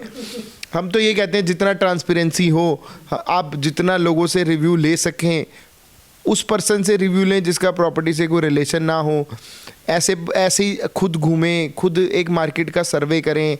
मार्केट का सर्वे करना बहुत आसान है। आप दो डीलर्स के पास जाएंगे, 3 डीलर के पास जाएंगे, चौथे डीलर के पास जाएंगे, आपको आइडिया हो जाएगा कि कौन सही बोल रहा है और कौन गलत बोल रहा है। ठीक है सर, हम अगले सवाल पे सर आएंगे और शो को कंक्लूड भी करेंगे। तो S&P developers private limited, director Saurabh Mehta और brand name happy homes Delhi, आप कैसे ये हमारे दर्शकों को, इंडिया के जो प्रॉपर्टी में इन्वेस्टर है, हमारे भारत के जो प्रॉपर्टी में इन्वेस्टर इन्वेस्ट करते हैं, दिल्ली में जो प्रॉपर्टी में इन्वेस्ट करते हैं, आपकी डील कैसे ट्रांसपेरेंट और बेस्ट होती है, इस पे क्या क्या? सर देखिए, एक तो हमारे कोई भी ना ऐसे डॉक्यूमेंट्स नहीं होते जिनको हमारे बिजनेस की लैंग्वेज में बोलते हैं कच्चे कागज नहीं होते, सब रजिस्टर्ड पेपर्स होते हैं। लोन अवेलेबल होता है। देखिए, अब कोई बैंक अगर किसी प्रॉपर्टी पे लोन दे रहा है तो वो उस प्रॉपर्टी की पूरे पन्ने उखेड़ देता है, आगे से लेके पीछे तक। साइड से बात है, अगर लोन कर रहा है तो सबसे आसान तरीका है किसी प्रॉपर्टी को वेरीफाई करने का, आप उसका लोन अप्लाई कर दो।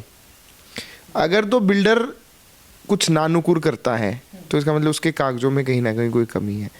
आप लोन लो या मत लो, आजकल ऐसे बैंक्स हैं, आपके कागज वेरीफाई करने के बाद ये तो हमारी मर्जी है, हम लोन लें या ना लें।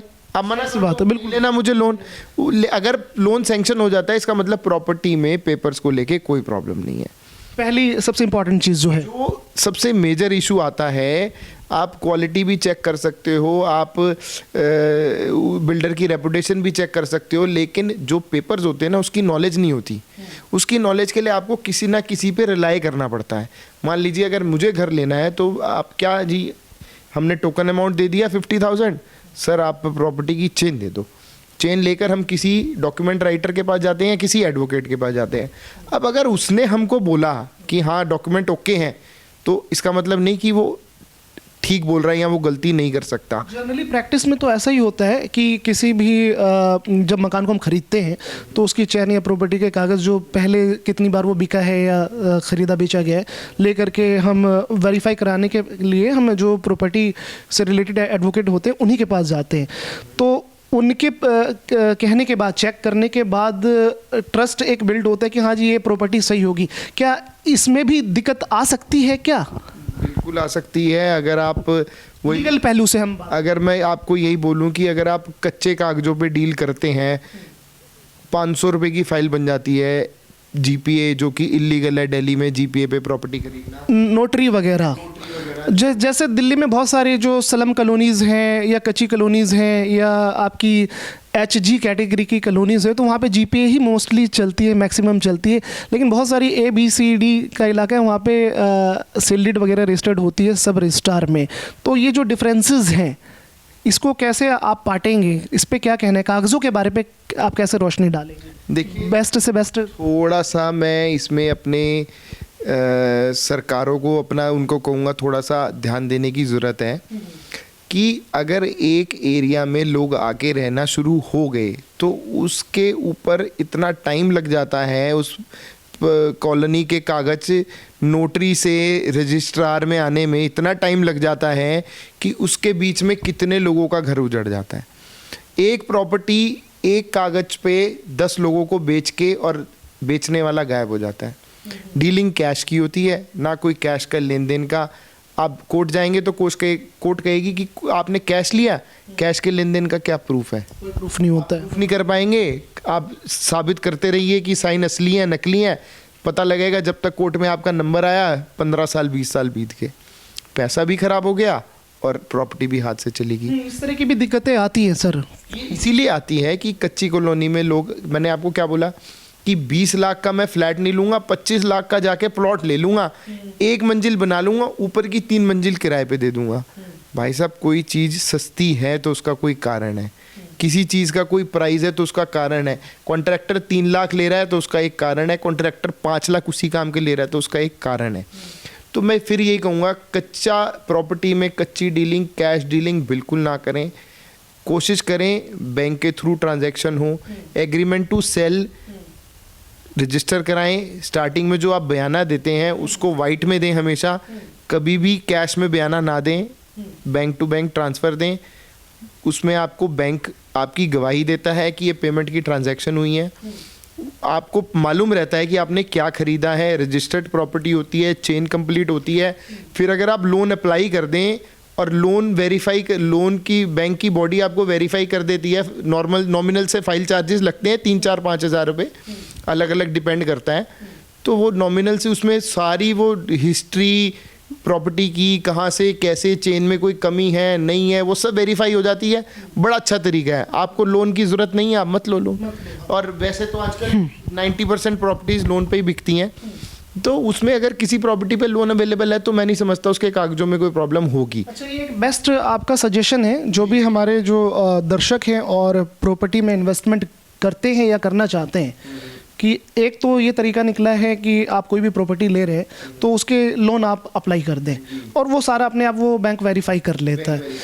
और आप एक बात बोल रहे थे, लास्ट सवाल हम आपसे लेंगे कि दिल्ली एनसीआर में, खासकर दिल्ली में आप काम कर रहे हैं, तो गवर्नमेंट को किस तरफ देखना चाहिए, क्या चीज़ें नई बदलाव लानी चाहिए रियल एस्टेट में? दिल्ली की हम बात करें, क्योंकि दिल्ली में अगर कोई चीज़ बदलाव आती है तो वो पूरे इंडिया में एक मॉडल के रूप में देखा जाता है। तो क्या आपके सजेशन है दिल्ली सरकार को या सेंटर केंद्र की सरकार को, क्योंकि आपने भी इस इंडस्ट्री में 15-20 साल लगा दिए, क्या बताना है आपको, क्या कहना है? देखिए, मैं सिर्फ एक ही सजेशन करना चाहता हूँ कि अगर मान लीजिए किसी कच्ची कॉलोनी में अभी रजिस्टर्ड पेपर स्टार्ट नहीं हुए तो उसका कोई ना कोई कारण होगा, तो उसमें सरकार ऑलरेडी काम कर ही रही होगी, पर थोड़ा सरकारी कामों में जैसे टाइम लग जाता है। तो मेरे हिसाब से कि कच्ची कॉलोनी में जल्दी से काम नहीं करना चाहिए जब तक आप खुद वहाँ रह ना रहे हों। कच्चे कागजों पे प्रॉपर्टी लेना, मैं तो सोचता हूँ बड़ी हिम्मत का काम है जो करता है ऐसे। और रजिस्टर्ड पेपर से प्रॉपर्टी लेने में हमेशा आपको सरकार को फीस देने में, स्टैम्प ड्यूटी देने में, टैक्सेस देने में हमेशा बेनिफिट है। हमारा पैसा सरकार के पास जाता है और सरकार के पास पैसा जाने से वो आपको पता ही है वो लोगों के वेलफेयर में ही लगेगा वो पैसा। तो इसलिए हमेशा मैं तो ये कहूँगा, कच्चे कागजों की कॉलोनी में डील नहीं करनी चाहिए, चाहे सस्ता मिलता हो, महंगा मिलता हो, 1 लाख का मिलता हो, 5 लाख का मिलता हो, कोई ना कोई ऑलरेडी वहाँ पे ऐसा बंदा होगा जिसको पता होगा। आपने पिक्चर देखी होगी खोसला का घोंसला, वो एक प्लॉट पता लगा कोई और माफिया आके बैठ गया, अब बेचारे वो खोसला साहब कहाँ से वो करेंगे और कहाँ से वो बेचारे खाली कराएंगे। ये बहुत दिक्कतें हैं, ये जेन्युइन दिक्कतें हैं। और क्योंकि कच्ची कॉलोनी बड़ी दूर दूर होती हैं, पता नहीं होता यहाँ नाला आना है, यहाँ मकान आना है, यहाँ क्या चीज़ है, कोई प्लान उसका पहले से पता नहीं होता। तो वो खैर अपनी अपनी समझदारी है, लेकिन मेरी राय यही है कि हमेशा रजिस्टर्ड पेपर्स में डील करें जिस पे लोन अवेलेबल हो। और इस तरह की बात आपने बहुत पॉइंट वाली बात बोली कि इस तरह की जो कच्ची कॉलोनीज होती है वहाँ पे जो डेवलपमेंट वर्क है वो भी है ना अफेक्ट हो जाता है, रुक जाता है। तो हमने अभी लास्ट टाइम अभी हमारा एक दूसरा शो चल रहा है वोटर की हुंकार, तो हम देखते हैं कि ये आपका वजीराबाद संगम विहार इलाका है, ये विधानसभा क्षेत्र तिमारपुर लगता है, तो वहाँ पे MCD वहाँ पे काम नहीं कर पा रही है, कहते हैं कि ये कॉलोनी पास नहीं हुई, या दिल्ली में जो भी कॉलोनी पास नहीं हुई है तो थोड़े से यहाँ पे क्वेश्चन मार्क लग जाते हैं। तो इन्वेस्टर जो है उनको क्या ध्यान देना चाहिए क्या? जी बिल्कुल, अगर कॉलोनी पास नहीं हुई तो एक वो इलीगल कॉलोनी में आएगी। इलीगल कॉलोनी में देखिए आप, आज भी कई ऐसी कॉलोनीज़ हैं जिनमें ख़रीदना बेचना इलीगल है, लेकिन लोग उसके बावजूद भी ख़रीदना बेचना उन कॉलोनीज़ में करते हैं, जिसकी मैं कभी भी आपको रिकमेंड नहीं करूँगा ऐसा काम करें आप।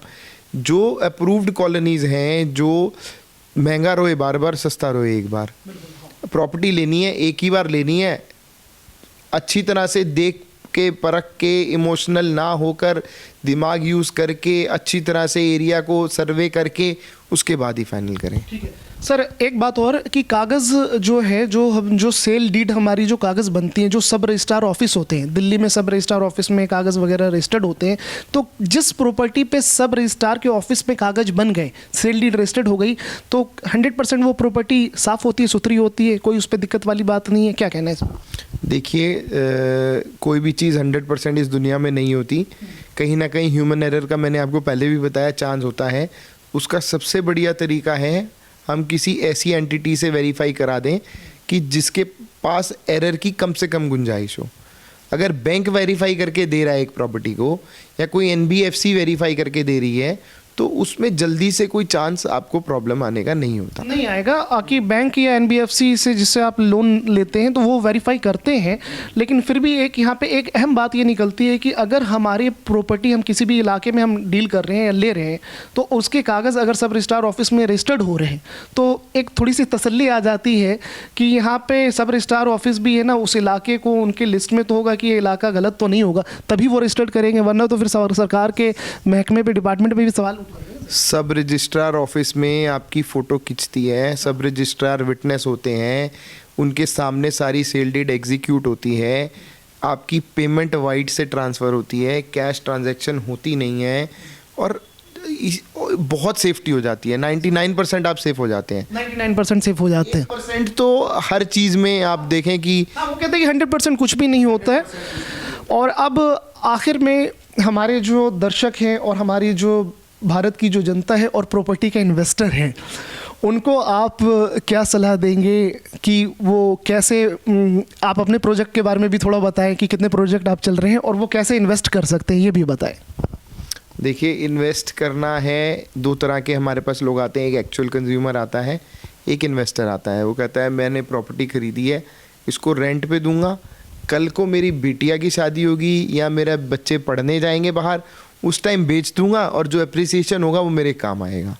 दूसरा एक्चुअल कंज्यूमर आते हैं जो मकान खरीदते हैं और उसमें रहते हैं और अपनी ज़िंदगी बिताते हैं। तो जो भी आए, दोनों किसी भी तरह से, इन्वेस्टर का पैसा भी पैसा है, एक्चुअल बायर का पैसा भी पैसा है। दोनों इन्वेस्टर तो खैर, जो इन्वेस्टर होते हैं वहीं के लोकल होते हैं, उनको मालूम रहता है बिल्डर कैसा काम कर रहा है। अगर इन्वेस्टर ने भी इन्वेस्ट कर रखा है तो भी प्रॉपर्टी ठीक होगी। अगर एक्चुअल बायर भी उस प्रॉपर्टी में ऑलरेडी रह रहा है, मान लीजिए आप बिल्डिंग खरीदते हैं, 20 फ्लैट की बिल्डिंग है, 15 फ्लैट की बिल्डिंग है, 10 फ्लैट की बिल्डिंग है, 5 फ्लैट बिक चुके हैं, उनसे रिव्यू ले सकते हैं, कैसा मकान है, बिल्डर कैसा है, बात सुनता है नहीं सुनता, फ़ोन उठाता है नहीं उठाता, आपकी समस्या होती है आके खड़ा होता है नहीं होता, इस तरह का रिव्यू ले सकते हैं आप। फिर आप कोई साइट पसंद करते हैं, वहाँ कोई नया प्रोजेक्ट शुरू हुआ है, वहाँ शुरू से लेके लास्ट तक अगर आप देख रहे हैं, आपके सामने सारा काम हो रहा है, अच्छे तरीके से हो रहा है, हर आदमी अच्छा इन्वॉल्व है, कोई प्रॉब्लम नहीं आ रही बनते हुए में, तो उस जगह भी आप पैसा लगा सकते हैं, मकान खरीद सकते हैं। देखभाल के जो भी काम करें, देखभाल के करें। जो लोकल जो इन्वेस्टर हैं, बायर हैं, वो तो रिव्यू ले लेंगे, देख लेंगे, समझ लेंगे, लेकिन जो दिल्ली के बाहर का बायर है, कोई अगर बंगाल का है, कोई यूपी का है, कोई बिहार का है, कोई साउथ इंडिया का है, कोई महाराष्ट्र का है, अगर उनके बच्चे अगर वो दिल्ली में आकर के, दिल्ली में बहुत सारे इंस्टीट्यूशंस हैं, यूनिवर्सिटीज़ हैं, कॉलेजेस हैं, आकर के यहाँ रहते हैं या रहना चाहें, या उसको पॉलिटिकल हब है, सारे नेशनल मीडिया यहाँ पे मौजूद है। अगर आपने अपने किसी बच्चे को पढ़ने के लिए भेजना है तो उस कॉलोनी में आप रेंट पे लीजिए। पहले रेंट पे लेने में आपको मालूम हो जाएगा आसपास कौन सा आप ट्रस्ट कर सकते हैं, किस पे ट्रस्ट नहीं कर सकते हैं, इधर कौन कौन से लोग अच्छा काम करते हैं, कौन से लोग का क्या रिव्यू है। तो वो बड़ा आसान है, कोई जल्दबाजी करने की ज़रूरत नहीं है। आराम से 2-4-6 महीने, साल भर, बच्चा पढ़ने गया 2-4-5 साल तो पढ़ेगा ही। दिल्ली में कोई आके 2 साल में तो पढ़ के वापस जाता नहीं है, 5 साल टाइम लगता है। अगर लॉ में या मेडिकल में या इंजीनियरिंग में या सिविल सर्विसेज की तैयारी हो, बहुत सारी टाइम। और ये सब इसमें जैसे 2-4 बच्चे एक ही घर के इकट्ठे आते हैं पढ़ने, तो सबने यूज़ करना है। एक इस साल आ रहा है, दूसरा अगले साल आ रहा है, तो कोई जल्दबाजी करने की ज़रूरत नहीं है। रेंट पे लीजिए, थोड़ा सा रेंट भरिए, आपको मालूम पड़ेगा, एरिया की नॉलेज होगी। एरिया अच्छा नहीं लगता, रेंट पे छोड़ना आसान है। आपने मकान ले लिया और एरिया आपको अच्छा नहीं लगा, वहाँ पे बच्चा सेफ्टी नहीं है, उधर कोई किड्स फ्रेंडली एरिया नहीं है, या आने जाने में दिक्कत है, रात को कोई कम्यूटिंग के साधन नहीं है।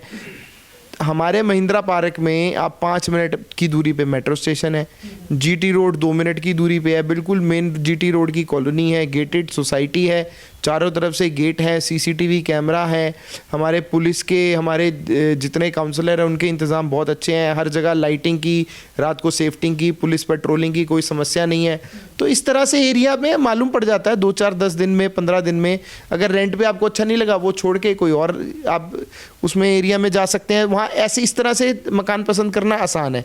हाँ, जगह आप बदल सकते हैं। आप एक तो जो बातों में अभी सारे बातों के सिलसिलों में कुछ इम्पॉर्टेंट बातें निकल करके आई हैं कि प्रॉपर्टी को आप उस पर लोन अप्लाई कर दें, चाहे वो नेशनल बैंक हो या एनबीएफसी हो, तो उससे आपकी पूरी प्रॉपर्टी वेरीफाई हो जाती है। दूसरी बात ये निकल करके आ रही है कि सब रजिस्ट्रार ऑफिस में जो कागज़ जो आप टैक्स देते हैं सरकार को प्रॉपर्टी ख़रीदने के लिए, पक्के कागज़ बनवाएं। तो पक्के कागज़ जो होते हैं, और जाहिर सी बात है जो इलाका सही होगा गवर्नमेंट की लिस्ट के अकॉर्डिंग, तो कागज़ भी उसी के पक्के बनेंगे। कच्चे कागज़ों में, कच्ची कॉलोनी में डील करने से बचें।